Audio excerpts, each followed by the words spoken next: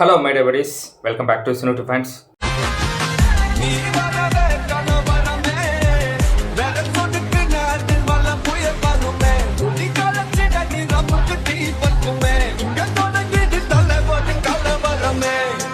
இன்றைக்கி இந்த வீடியோவில் வந்து glimpse of KH and RK, அதாவது உலகநாயகன் Kamal Haasan and super star Rajinikanth அவங்களுடைய ரீயூனியன் அதான் பார்க்க போகிறோம்.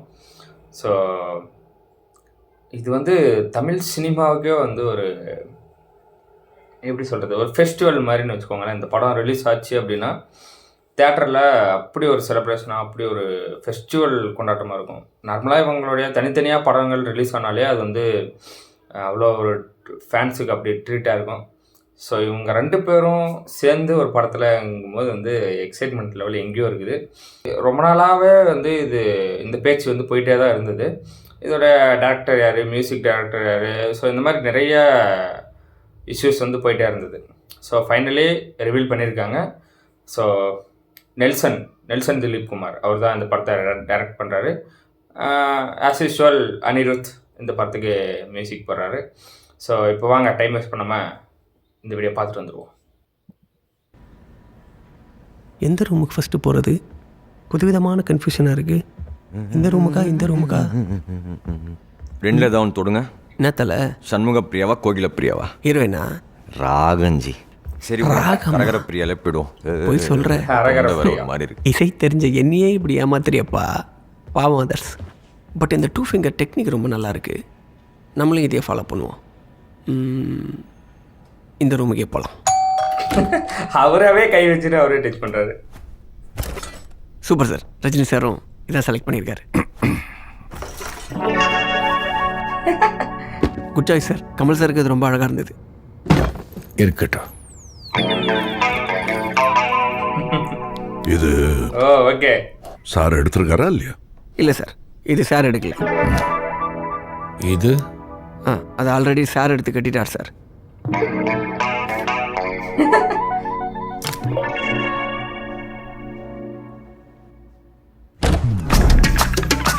Hey. What?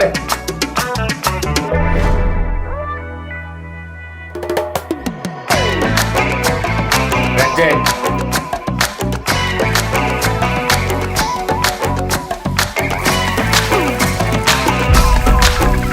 Wow, you Hey.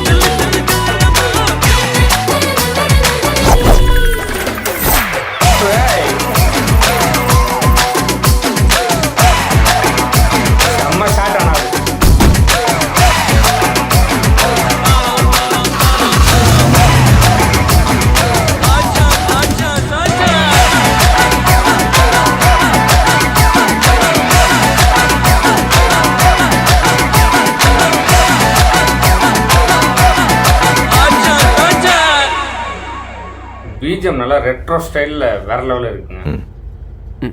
Sir, ஒரு பீத்தோவனும் ஒரு பப்பி லகிரியும் பப்பி மிக்ஸ் பண்ண மாதிரி ஒரு தீம் மியூசிக் ரெடியாக இருக்கு. கேட்போமா? அதெல்லாம் அப்புறம் கேட்கலாம். அதுக்கு முன்னாடி ஒன்று கேட்கணும். யாரு ஹீரோ? கேட்குறாங்கல்ல, சொல்லுங்க ஜி, யாரு ஹீரோ?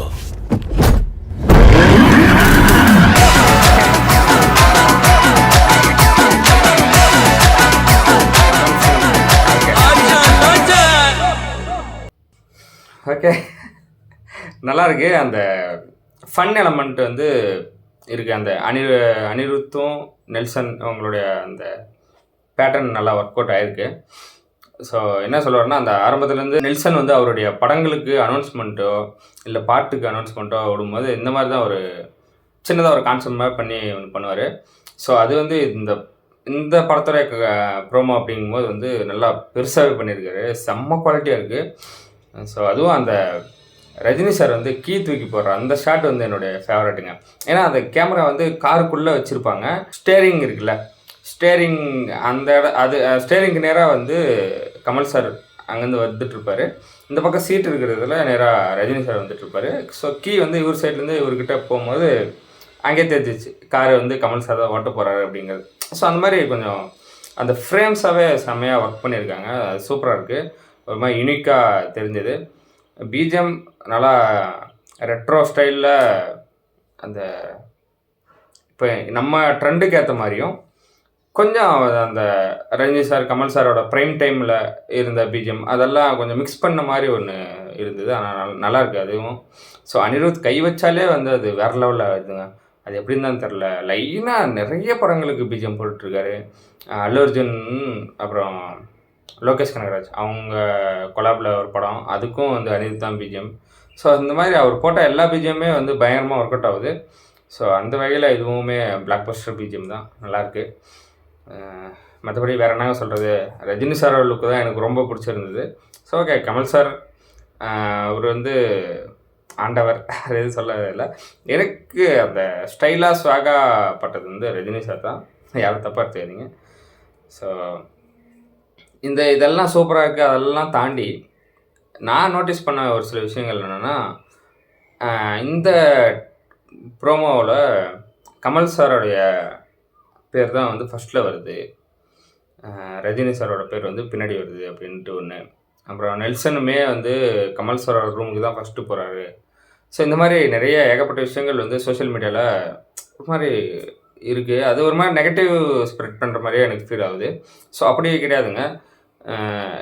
அது நான் எனக்கு தெரிஞ்ச வரைக்கும் நான் என்ன சொல்ல வரேன்னா, சீனியாரிட்டி பிரகாரம் தான் பேர் போடுவாங்க. ஸோ என்ன தான் இருந்தாலும் வந்து கமல் சார் தான் சீனியர் இண்டஸ்ட்ரிக்கு. ஸோ அதுவும் போக ரஜினி சாரே வந்து சொல்லியிருப்பார் அவருடைய பேரை ஃபஸ்ட்டில் போட்டிருங்க அப்படின்னு சொல்லிட்டு. ஏன்னா அதுக்கான மனசு வந்து ரஜினி சார்கிட்ட இருக்குது. ஸோ அவர் சொல்லாமோ இல்லை இவர்கிட்ட கேட்காமலையோ எதுவுமே பண்ணியிருக்க மாட்டாங்க. ஸோ இது எல்லாத்துக்குமே எல்லாருடைய ஒப்பீனியன் கேட்டு தான் பண்ணியிருப்பாங்க. ஸோ யாருமே வந்து நெகட்டிவாக ஒன்று பண்ண வேணாம். இந்த படத்தை வந்து ஃபஸ்ட்டு டைரக்ட் பண்ணுறதுக்கு இருந்தது. ஸோ இந்த படம்னு சொல்கிறதுல ரஜினி சார் கமல் சார் இவங்க ரெண்டு பேரையும் வச்சு ஒரு படம் எடுக்கிறதுக்கு ஸ்டார்டிங் பாயிண்டாக அமைஞ்சது வந்து லோகேஷ் கனகராஜ். அவர் தான் வந்து கதை சொல்லி ரெண்டு பேரும் கதை கேட்டு அந்த கதை பிடிச்சி போய் ஆனாலுமே வந்து சில காரணங்களெல்லாம் வேணான்னு சொல்லியிருக்காங்க. ஏன்னா அவர் லோகேஷ் கனகராஜ் சொன்ன கதை வந்து ரொம்ப வைலன்ஸ் அதிகமாக இருந்தது. So Rajini sir Kamal sir ரெண்டு பேரும் சேர்ந்து ரீயூனியனில் ஒரு படம்னும் போது வந்து கொஞ்சம் வைலன்ஸ் கம்மி பண்ணி ஒரு மாதிரி லைட் ஹார்ட்டட் மூவியாக பண்ணலாம் அப்படின்றது வந்து ரஜினி சாரும் விருப்பப்பட்டிருக்காரு, கமல் சாரும் விருப்பப்பட்டிருக்காரு. ஸோ அப்படி இருக்கும்போது வந்து லோகேஷ் கனகராஜ் சொல்லிட்டுருக்கார், என்னால் அந்த மாதிரியான படங்கள் எடுக்கிறது கஷ்டம், என்னோடய ஸ்டைல் இது தான். ஸோ அப்படின்னு சொல்லிட்டு அந்த படத்தை ட்ராப் பண்ணிட்டாங்க. ஸோ அதுக்கப்புறமா நெல்சன் போய் கதை சொல்லி ஒன்று ஒர்க் அவுட் ஆகி, நெல்சனோட கதை தெரியும், என்ன தான் வைலன்ஸ் இருந்தாலும் அது வந்து அப்படியே ஃபேமிலி ஆடியன்ஸை அப்படியே கவர் பண்ணுற மாதிரி ஒரு மாதிரி ஃபன்னியாக ஜாலியாக இருக்கும். ஸோ லைட் ஹார்ட்டட் மூவியாக தான் இது இருக்குன்றதில் நான் நம்புகிறேன். ஏன்னா அப்படியே நான் கதையாக இருந்தால் தான் ரெண்டு பேரும் ஓகே சொல்லியிருப்பாங்கன்றது தோணுது. ஸோ ஓகே, எல்லாமே கரெக்டாக இருக்குது. ரெட் ஜெயின் மூவிஸ் அவங்க தான் வந்து ப்ரொடியூஸ் பண்ணுறாங்க. ஸோ பிளாக் பஸ்டர் அடிச்சிட்டாங்க. ஒரு செம்மையான ஒரு வாய்ப்புங்க. ரெட் ஜெயின் மூவிஸாக இருக்கட்டும், நெல்சனுக்காக இருக்கட்டும், ஒரு ஜாக்பாட் அடிச்சதை தான் நான் யோசிக்கிறேன். ஏன்னா இப்படி ஒரு ரெண்டு ஜாமான்களை வச்சு படம் டைரக்ட் பண்ணுறதுக்கும் படம் ப்ரொடியூஸ் பண்ணுறதுக்கும் வந்து ஒரு பெரிய இது இருக்கணும். ஸோ அது வந்து நெல்சனுக்கும் இருக்குது, ரெட் ஜெயின் மூவிஸ் அவங்களுக்கு இருக்குது.